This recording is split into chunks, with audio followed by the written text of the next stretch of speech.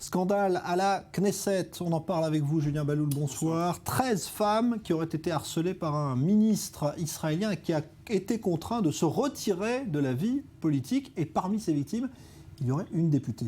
Oui, c'est la nouvelle de la journée. Parmi les victimes, une députée. On va rappeler un peu les faits. En fait, ça s'est passé en deux temps. D'abord, la semaine dernière, le journal de gauche Haaretz publiait le témoignage d'une ancienne employée du ministère de l'Intérieur et qui affirmait avoir été victime de plusieurs incidents pendant plus d'un an. Donc, qui mettrait en cause le ministre Silvan Shalom, qui est également vice-premier ministre et qui est une haute figure de la politique israélienne. Il a nié en bloc.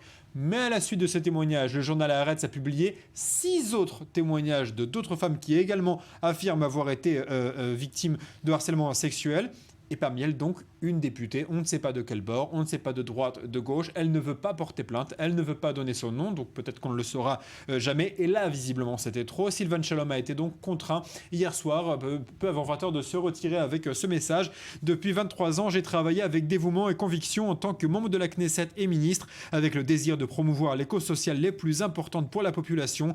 Compte tenu des circonstances, j'ai décidé de démissionner de mes fonctions de ministre de l'Intérieur et de député de la Knesset. Il a dit avoir fait ça également, Jean-Charles, pour sa femme et ses enfants. Sa femme qui est très connue pour des sorties sur Twitter un peu, disons, piquantes, on va dire ça comme ça. Elle avait dit au début du scandale sur Twitter à ses femmes: méfiez-vous, chacun a un passé, je peux aussi dévoiler le vôtre. C'était un peu menaçant, elle était obligée de se plier. Alors les réactions à la suite de cette démission ? Alors la femme de Silvan Shalom, elle s'est dit triste, mais soutenir avant tout sa famille. En tout cas, dans la classe politique, on soutient la décision, on la salue. Et le Premier ministre Benjamin Netanyahou, lui, visiblement, n'a pas tenté de défendre son ministre. Regardez, il avait l'air plutôt satisfait de son départ. C'était aujourd'hui à la réunion hebdomadaire du Likoud. Après des années de responsabilité au service du public, Silvan Shalom m'a fait part de son intention de quitter la vie politique pour des raisons très tristes. Je le remercie pour ses années de travail au service du pays. Je pense qu'il a pris la bonne décision.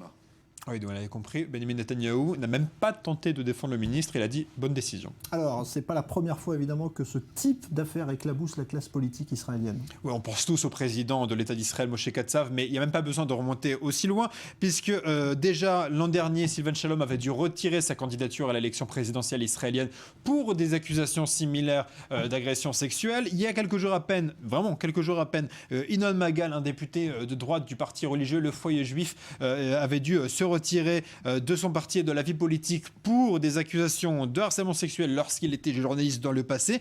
Et finalement, Jean-Charles, on se rend compte d'une chose, c'est qu'en Israël, c'est le seul motif, le harcèlement sexuel, qui pousse réellement les députés à démissionner. C'est finalement la ligne rouge. Les scandales financiers, les scandales de corruption, tout cela, les députés restent en poste jusqu'à la dernière minute, jusqu'à la dernière seconde. Les scandales sexuels, c'est finalement ce qui élimine systématiquement. Et c'est ce qui a poussé cette journaliste politique israélienne, Rena Matzliach, à écrire sur Twitter cette phrase: peut-être que cette fois-ci, les hommes comprendront. Merci Julien Baloul. En Espagne.